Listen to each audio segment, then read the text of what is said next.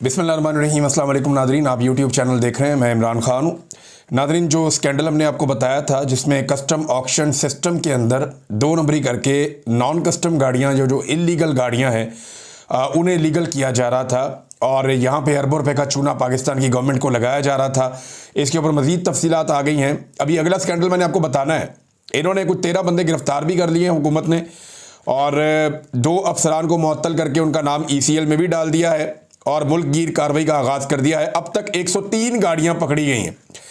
पहले मैंने आपको 55 बताई थी, अब 103 हो गई हैं और अब ये खबर मीडिया में आना शुरू हो गई है।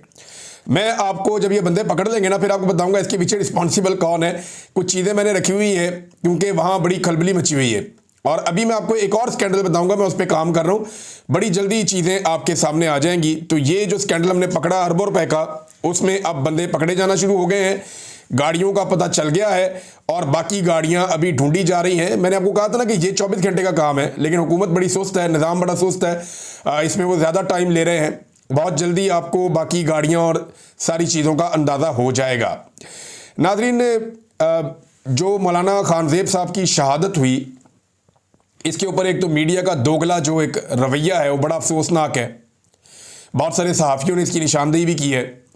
यहाँ बलूचिस्तान में हमारे पंजाब के रहने वाले नौजवानों को जो मुसाफिर थे उन्हें शहीद किया गया और 9 मुसाफिरों को बसों से उतार कर शहीद किया गया। यानी बलूचिस्तान में हालात ही बहुत ख़राब हैं। यानी जब दिल करता है वो ट्रेन अगवा कर लेते हैं पूरी की पूरी, जब दिल करता है वो बसें अगवा कर लेते हैं पूरी की पूरी। अब 2 बसें जा रही थी, दोनों बसें ही अगवा कर ली। उनके अंदर तसल्ली से उन्होंने एक एक करके बंदा चेक किया, उनके कागजात चेक किए, पंजाब के बंदे अलग किए, उनको उतार कर लेकर चले गए, ले जाके उन्हें कत्ल कर दिया। मजाक बना के रख दिया मुल्क का। क्या बलूचिस्तान पाकिस्तान का हिस्सा नहीं है? क्या हम वहाँ पे टैक्स नहीं देते? क्या वहाँ पे सिक्योरिटी फोर्सेज मौजूद नहीं है? क्या उन सिक्योरिटी फोर्सेज का भारी बजट नहीं है? कौन है रिस्पॉन्सिबल इसका? कोई एक बंदा जिम्मेदारी कबूल करके इस्तीफा देगा? कोई भी नहीं देगा। किसी एक बंदे को जिम्मेदार ठहरा के उसको हटाया जाएगा उसके ओहदे से, या उसको सजा दी जाएगी, अकाउंटेबल किया जाएगा? किसी को भी नहीं किया जाएगा। सिर्फ जज्बाती बयानात दे देते हैं। हम अपनी चंद माओं की तस्वीरें और वीडियोस लगाते हैं कि जनाब देखो वो कितने हौसले से खड़ी है। भाई माएँ तो हौसले के साथ खड़ी हैं, वो तो कुर्बानी दे रही हैं, लेकिन उनके बच्चों की जानें बचाने के लिए ये कोई बॉर्डर पे लड़ने तो नहीं गए हुए थे बेचारे। मजदूर लोग थे यार, पंजाब से मजदूरी करने के लिए गए हुए थे। ना इनका किसी लड़ाई से ताल्लुक है, ना ये ज्यादा जानते हैं इन चीजों के बारे में। ये तो अपनी मेहनत मजदूरी करने वाले लोग हैं। वो 2 बेटे आ रहे थे अपने वालिद के नमाज जनाजा के लिए, दोनों को शहीद कर दिया गया। अच्छा, अब मीडिया जो है वहां पे चला रहा है कि शहीद कर दिया गया, फितनतुल हिंदुस्तान। इन्होंने जनाब ये जो दहशतगर्द हैं, इनके दहशतगर्दों ने क्वेटा से लाहौर जाने वाली बस से 9 मुसाफिरों को अगवा करके शहीद कर दिया। दूसरी तरफ मौलाना खानज़ेब ये अमन के लिए आवाज उठा रहे थे, ये मार्चेस कर रहे थे, ये पाकिस्तानी एस्टेब्लिशमेंट के खिलाफ खड़े हुए थे, इनको कत्ल कर दिया गया। इब्तदाई रिपोर्ट के मुताबिक 2 मोटरसाइकिलों में 5 बंदे आए और उन्होंने को 35 के करीब गोलियां चलाई इनकी गाड़ी पे। इनका एक सिक्योरिटी वाला और एक ये शहीद हो गए। अब मौलाना खानज़ेब वाली खबर के अंदर क्या लिखा जा रहा है, ये जियो की 2 आप स्क्रीनशॉट देख लें। रज़ी ताहिर साहब ने भी लगाए हुए, कुछ और दोस्तों ने लगाए हुए थे कि बाजोड़ में फायरिंग से ANP रहनुमा मौलाना खानज़ेब समेत 2 अफराद जाँ बहक। एक तरफ शहीद, एक तरफ जाँ बहक। मेरे ख्याल में मीडिया को भी अपना किबला दुरुस्त करना चाहिए। वो शाह से ज़्यादा इतना शाह का वफादार ना बने। मौलाना साहब का नमाज जनाजा जो है उसमें बहुत बड़ी तादाद में लोग शरीक हुए और ये एक ऐलान है, ये ऐलान है ऑपरेशन के खिलाफ जिसके खिलाफ मौलाना साहब बात कर रहे थे, या ये ऐलान है कि मौलाना का जो नज़रिया था उसके साथ लोग खड़े हैं कि ये ज़्यादती है, ये नहीं होना चाहिए। ख़ास तौर पे ऑपरेशन के हवाले से, मादनियात पे कब्ज़े के हवाले से, वसाइल पर कब्ज़े के हवाले से और खैबर पख्तूनख्वा के कबायली इलाकों में लोगों की ज़िंदगी तंग करने के हवाले से, ड्रोन हमलों के हवाले से इनका बड़ा एक सख्त मौक़िफ़ था। बहुत बड़ी तादाद में लोग आए और लोगों ने एहतजाज किया है। मुराद सईद ने एक ट्वीट किया, मैं आपको बताता हूँ। लेकिन बाड़ा खैबर में जो ज़िला है खैबर, वहाँ पे एक बहुत बड़ा मार्च हुआ है, अमन मार्च। अगर आप इसके मनाज़र देखें तो आप हिल जाएंगे। बहुत बड़ी तादाद में लोग निकले और इन्होंने मिलिट्री ऑपरेशन की सख्त मुखालफत की है, सख्त मुखालफत की है कि मिलिट्री ऑपरेशन नहीं होना चाहिए, ड्रोन हमने बंद होने चाहिए। और ये लोग जो हैं ये ना सिर्फ सूबाई हुकूमत, वफाकी हुकूमत, बल्कि फ़ौजी क़यादत से भी सख्त नाराज़ नज़र आए। जो तकारीर वहाँ पे हुई वो पश्तो में हो रही थी। अगर आप उन्हें सुने तो आपको आइडिया हो जाता है कि जो नौजवान वहाँ तकारीर कर रहे थे या जो लोग वहाँ पे मौजूद थे वो ना सिर्फ फौजी क़यादत से नाला हैं बल्कि वो वफाकी हुकूमत के साथ साथ सूबाई हुकूमत से भी नाराज़ हैं और वो बार बार ये कह रहे थे कि हम किसी को नहीं छोड़ेंगे अगर हमारे इलाके का अमन तबाह किया गया तो। वो नारे जो पहले मरियम नवाज लगवाती थी, ये जो दहशतगर्दी है इसके पीछे वर्दी है, वही नारे हमने यहाँ पे भी देखे। यानी ये इस नहज तक मामला पहुँचाया क्यों गया, बार बार क्यों ऐसा कत्लेआम होने दिया जाता है, सिक्योरिटी क्यों नहीं दुरुस्त की जा रही, बॉर्डर को क्यों नहीं महफूज किया जा रहा, ऑपरेशन के नाम के ऊपर लोगों को क्यों हमेशा उनको बेघर किया जाता है, उनके वसाइल पे कब्जा किया जाता है। ये वहाँ के लोगों की शिकायत है और वो बार बार ये कहते हैं, ख़ासतौर पे ड्रोन हमलों को लेकर। अब ड्रोन क्योंकि आजकल बहुत ज़्यादा वहाँ फिजाओं में लोगों को खौफजदा कर रहे हैं। ये मुराद सईद ने इसके बारे में एक ट्वीट भी किया था, पहले बताया था कि ड्रोन के ज़रिए से लोगों को खौफजदा किया जा रहा है। तो अब वहाँ पे पाकिस्तान की एस्टेब्लिशमेंट के ख़िलाफ़, इवन फ़ौज के ख़िलाफ़ नारेबाजी हो रही है। तो इसको अगर रोकना है तो जिम्मेदारी लेनी पड़ेगी पाकिस्तान की हुकूमत को, सूबाई हुकूमत को, वफाकी हुकूमत को और फ़ौज को। हुकूमतों की बात माननी पड़ेगी और ये भूल जाएं कुछ अरसे के लिए कि वहाँ पे कोई बड़ा ऑपरेशन किया जाएगा, लोगों को बेघर किया जाएगा, वहाँ की मादनियाँ जो है वो कंट्रोल में आ जाएंगी। अगर फाटा को कहीं एक और तरमीम के ज़रिए से वफाक ने वापस लेने की कोशिश की तो एक बड़ा मसला बन जाएगा। कुछ लोग दावा कर रहे हैं कि शायद फजलुर रहमान साहब को मना लिया गया है और फजलुर रहमान साहब ऊपर ऊपर से रोला डालेंगे, लेकिन अंदर से वो मान गए हैं। लेकिन मुझे नहीं लगता कि वो इतना दबाव बर्दाश्त कर सकेंगे। मुराद सईद ने कहा जी, मैंने पहले खबरदार किया था खैबर पख्तूनख्वा खसूसन साबिक फाटा के हवाले से रियासत की नई जंग की ख्वाहिश और इससे वाबस्ता वक्ती मफादात के लिए नए तजर्बे का जिक्र करते हुए अमन के लिए आवाज़ उठाने वालों की ज़िंदगी को लाख खतरात से आपको आगाह किया था। न सिर्फ अमन की हर आवाज़ के लिए ज़मीन तंग की जा रही है बल्कि फ़िज़ा में ड्रोन भी इसी गर्ज से पीछा करते हैं। आज बाजोड़ का अफसोसनाक वाक़या इन खदशात और मालूमात को भी दुरुस्त साबित करता है। नई जंग की ख्वाहिश वसाइल पर कब्जे से लेकर अमन की आवाज़ों को दबाने तक वही प्ले बुक है। मेरी तमाम साथियों से गुजारिश है कि खैबर, बाजोड़ और वज़ीरिस्तान में जारी अमन मार्चेज और आने वाले जरगे के सामने अब ये बात भी रखें कि अमीर शहर को ऊंचा सुनाई देता है। पख्तूनख्वा और अमन पसंदों की आवाज़ अगर इस्लामाबाद तक नहीं पहुंच रही तो क्या इन अमन मार्चेज का रुख इस्लामाबाद की तरफ किया जाए और जब तक रियासत अपनी पॉलिसी पर नज़रसानी नहीं करती तब तक वापसी ना हो।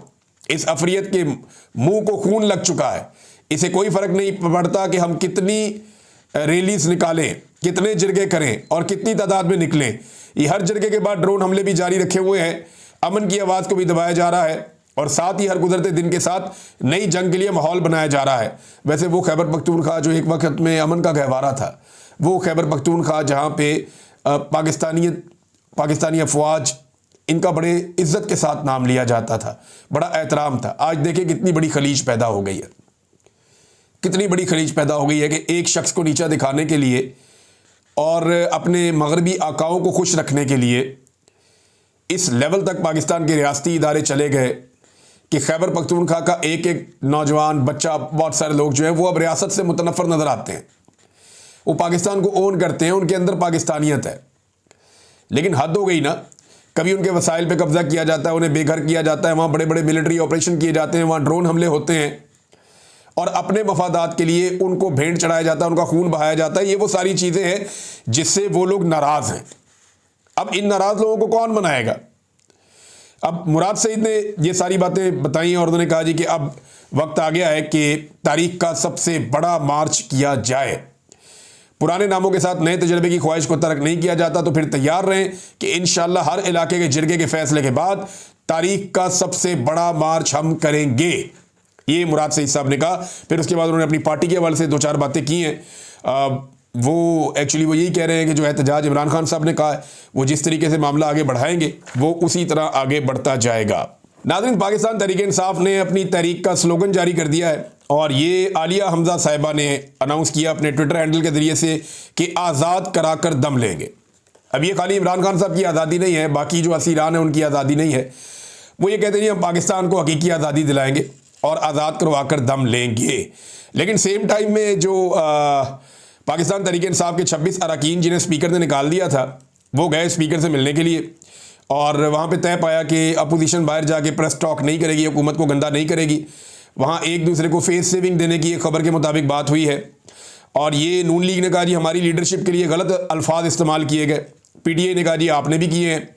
तो फिर आगे बढ़ने का फैसला हुआ मुल्की मफाद में, और दोनों तरफ के लोगों ने यह तय किया कि अब जो है वो मामलात को थोड़ा नीचे लाया जाए। उसमें मलिक अहमद खान साहब ने बताया कि मैं तो आपको डरा रहा था, मैंने कोई रेफरेंस आपके खिलाफ इलेक्शन कमीशन में फाइल नहीं किया।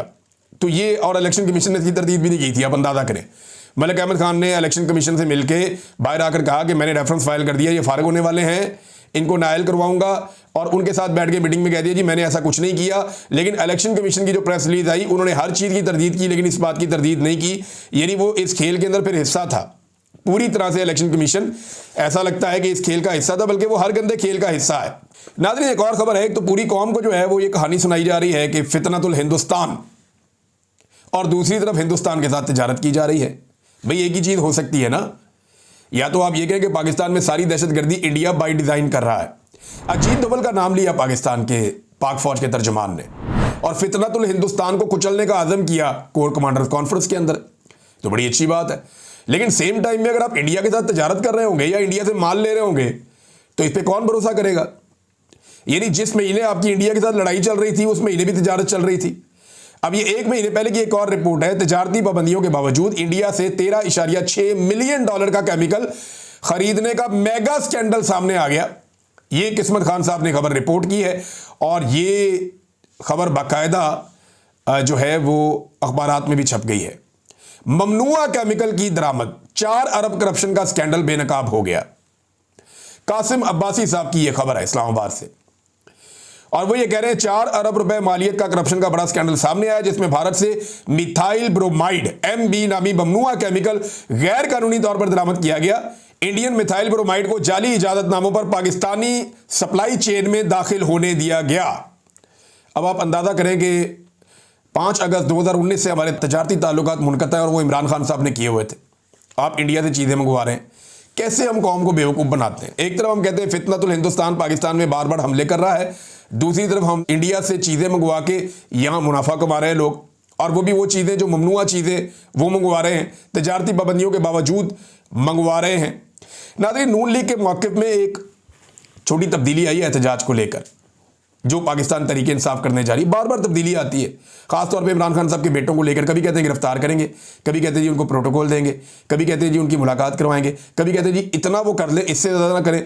अभी उन्होंने खुद से अनाउंस भी नहीं किया, सिर्फ अलीमा खान साहबा ने एक स्टेटमेंट दिया उन बच्चों से बात करने के बाद कि वो आना चाहते हैं पाकिस्तान, और वो अपने वालिद की आज़ादी के लिए खुद जोर लगाना चाहते हैं। अब मेरा नहीं ख्याल कि पाकिस्तान के अंदर वो बड़ी एहतजाजी तहरीक चला के उसको लीड करेंगे, ऐसा नहीं है। वो अपने वालिद की आज़ादी के लिए कोशिश ज़रूर करेंगे, उनका ये हक है, लेकिन एक पॉलिटिकल पार्टी को वो लीड नहीं कर सकते। जो हुकूमत है उनका ये कहना है कि गैर मुल्की शहरियों को पाकिस्तान में एहतजाज नहीं करना चाहिए। मेरे ख्याल में ज़्यादा बेहतर ये है कि ये दोनों नौजवान आएँ, अपने वालिद से मुलाकात करें, अपने वालिद से तफसीलात लें, सारी चीज़ें पूछें, उनसे इंस्ट्रक्शन लें, और उसके बाद वापस पूरी दुनिया में जाकर मुख्तलिफ जगहों पर अपने वालिद के लिए और पाकिस्तान के अंदर जो इंसानी हकूक़ की पामालियाँ हैं उस हवाले से आवाज़ उठाएँ। अगर वो मौसर तरीके से ये आवाज़ उठा सकते हैं तो, और क्योंकि वो इमरान खान साहब के बेटे हैं, तो उनकी बात दुनिया सुनेगी भी, और उनकी बात में वजन भी होगा, तो वो एक रोल प्ले कर सकते हैं। पाकिस्तान के अंदर बैठ के एहतजाज करने में यहाँ मिलिट्री एस्टेब्लिशमेंट को कोई फ़र्क नहीं पड़ता। जब तक कि पूरा पाकिस्तान बाहर नहीं आता, मिलिट्री एस्टेब्लिशमेंट को कोई फ़र्क नहीं पड़ता। इन्हें कोई ये ढीठ हो गए, इनको परवाह ही नहीं है। ये कहते हैं आवाम निकलती है, ठीक है, थक के वापस चली जाती है, कोई बात नहीं। जो नहीं वापस जाता उसको गोलियां मारो, और जो फिर भी रह जाता है उसको उठा के जेलों में डाल दो। जो फिर भी बच जाए, गोलियों से भी बच जाए, उसको उठा के जेल में डाल दो। तो इनकी जो सिंपल पॉलिसी है, यहाँ पे तो एक तरह की डिक्टेटरशिप है पाकिस्तान में, इन्हें फ़र्क नहीं पड़ता। मेरे ख्याल में दुनिया से अगर प्रेशर आए, और अगर ये प्रेशर दुनिया को इस तरह बताएं और वहाँ से प्रेशर आए, तो शायद सूरत हाल मुख्तलिफ हो जाए। नाज़रीन, एक और कार्रवाई डाल दी टिकटॉकर ने। ये हर चौथे दिन कोई ना कोई कार्रवाई डाल देते हैं। अब मरी के अंदर एक अस्पताल है, उसका नाम है शामली सेंटोरियम। ये बहुत पुराना हॉस्पिटल है। यहाँ पे मरीजों का इलाज करने के लिए पंजाब भर से और मुख्तलिफ एरिया से मरीज जाते थे। अब इसका नाम भी जो है, इसका जो कार्डियोलॉजी वाला इसका सेक्शन, उसका नाम भी नवाज शरीफ के नाम से मंसूब कर दिया गया। ये एक्चुअली करते क्यों है, ज़रा समझें आप। लगभग 2.25 इदारे हैं जिनके नाम मरीम नवाज शरीफ इस ख़ानदान के नाम पर रखे गए हैं। हालांकि इनमें ज़्यादातर इदारे वो हैं जो इनके शायद पैदा होने से पहले के भी हों, ज़्यादातर वो हैं जो दूसरे लोगों ने बनाए हुए हैं, ज़्यादातर वो हैं जो पहले से चल रहे हैं और बने हुए हैं, बेशुमार बने हुए हैं। ये क्यों अपने नाम के ऊपर उनका नाम रखते हैं, ये मैं आपको अब बताने लगा। ये ज़्यादातर नाम अपने नामों पे इसलिए रखते हैं ताकि कल को ये अवाम को ये कहें कि देखा ये भी हमने बनाया था, ये भी हमने बनाया था, ये भी हमने बनाया था, ये भी हमने बनाया था। हालांकि बनाए इन्होंने कोई नहीं है, ये सारा का सारा पब्लिक मनी है, ये सारा का सारा अवाम का पैसा है। इस तरह तो इमरान खान ने बेशुमार प्रोजेक्ट बनाए थे, परवेज इलाही से ज़्यादा तो रफ्तार ही किसी की नहीं थी प्रोजेक्ट बनाने की। वो भी हर चीज़ के ऊपर परवेज इलाही का अपना नाम लिख देता, 1122 के ऊपर वो परवेज इलाही इमरजेंसी का उसका नाम लिख देता, पंजाब परवेज इलाही इमरजेंसी सर्विसेज बना लेते। जो उन्होंने अस्पताल बनाया उसको भी ये कर लेते। हालांकि वो लोग करते रहे ये लोग काम इस किस्म के, लेकिन हद हो गई है वैसे शरीफ खानदान की भी कि इन्होंने तो तबाहियां ही फेर दी हैं। हर चीज पे अपना नाम चिपका देते हैं, चाहे वो इन्होंने बनाई हो चाहे वो किसी और ने बनाई हो। ज्यादातर चीजें किसी और ने बनाई हो, उन पे अपना नाम इसलिए लगाते हैं कि चलो बनाई किसी और ने, नाम साडा लग जाए। दूसरे का क्रेडिट लेने की भी इनकी बड़ी ख्वाहिश है। अभी इनका एक स्कैंडल मैं लेकर आऊंगा थोड़े दिनों तक। जो इमरान खान साहब ने घर बनाए थे उनको मरियम नवाज और उनकी हुकूमत कैसे इस्तेमाल कर रही है और वहां पे क्या किया जा रहा है, मेरे से रब्ता किया है लोगों ने, वो मैं आपको बताता हूं। गंडापुर के लिए मुश्किलात पैदा होने जा रही हैं खैबर पख्तूनख्वा असम्बली में। उसकी वजह यह है कि अब तक उनको फ्री हैंड था। फ्री हैंड मतलब कि आए बैठे बात करें, जो दिल करता था बोल देते थे। तो मुखालफत का इतना सामना नहीं था, अपोजिशन बेचारी बहुत ही नन्ही मुन्नी सी थी, इलेक्शन ही नहीं जीती अपोजिशन। लेकिन सुप्रीम कोर्ट ऑफ पाकिस्तान ने जो माले गनीमत के तौर पे मखसूस नशिस्तें बांटी हैं, उसके बाद जो PMLN peoples party Fazlur Rahman साहब और दीगर पार्टियों की जो खवातीन MPAs आने वाली हैं सूबाई असम्बली में, वहाँ पे खैबर पख्तूनख्वा में, अब आप देखिएगा तमाशा। वहाँ जो MPAs अब पहुँचने वाली हैं सूबाई असम्बली के अंदर, उनका रोला आप चेक कीजिएगा जिस तरह की खवातीन आ रही है।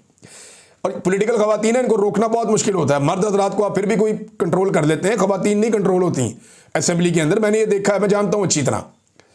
तो अब आप ये सारी पॉलिटिकल पार्टीज में ऐसी हैं, खवातीन बड़ी एनर्जेटिक हैं। तो गंडापुर साहब जो है उन्हें पहले एक आधी खातून का सामना था अपनी असेंबली में और मुसीबत पड़ी हुई थी, और अब तो बहुत बड़ी तादाद में खवातीन आ रही हैं, उन्हें सामना करना पड़ेगा। तो असेंबली के अंदर उनके लिए मुश्किलात बढ़ेंगी। नाज़रीन, अब तक के लिए इतना ही। अपना ख्याल रखिएगा, अपने इस चैनल का भी। अल्लाह हाफ़िज़।